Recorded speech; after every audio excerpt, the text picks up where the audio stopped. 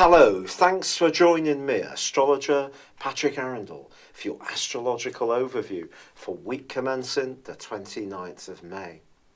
The planets are absolutely zinging with zest this week. The Sun, of course, joined up with Mars in Gemini last time, and the new moon in the third solar house is very much about communication. It's about high energy. And the Sun this week forges one of the best astrological aspects of all, from Tuesday through to the end of the week, angling up brilliantly to the planet of growth and optimism, Jupiter. This airy energy, because Jupiter's in the sign of Libra, is also augmented by some more fiery stuff, because Mars in Gemini is forging a great angle with a planet in the sign it rules, which is Uranus in Aries. That's going to give us the opportunity to be a bit more radical in our approach, to not analyse things quite so much and listen to our hunches. This combination, and also the power of last week's new moon, suggests that all sorts of vibrancy can be threaded through what we try to achieve. It's an upbeat time. And also the planet which rules Gemini, Mercury, is forging a brilliant link with Pluto in the middle of this week, which is going to enable us to really pick over the details of things, get beneath the surface, understand the true motivations. However, by the end of the week, there is a quarter moon, which is in the sign that Mercury rules along with Gemini, which is Virgo.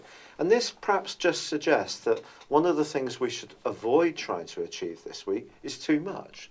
It's actually to be selective, to slow things down, to prioritise on what's really essential, and then put our energy into that in a meaningful way. Also, the Sun starts to square up with Neptune. Now, if this seems to ring a bell, you may remember that there was a 10-day period recently when Mars went into a right angle with Neptune too. Neptune's all about dreams, and it is in its home zone of Pisces. But because the Sun is very much about our core energy and drive, I think it's just suggesting here that we need to be clear-minded about what we're trying to achieve.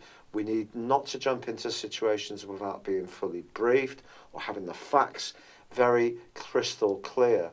It's also possible that someone can be a little bit perhaps negative, or there could be some gossip too in the rounds. This is a 12th third house axis that's being aroused.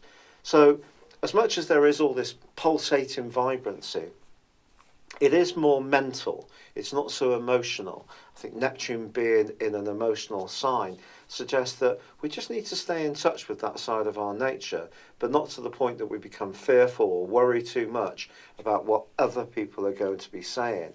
And that link between Mars and Uranus, if ever there was one which just says go for it and don't worry, be bold, be radical and see where it leads, this is certainly the week to do so. It's been a real pleasure being with you. Thank you for joining me. Good luck and goodbye for now.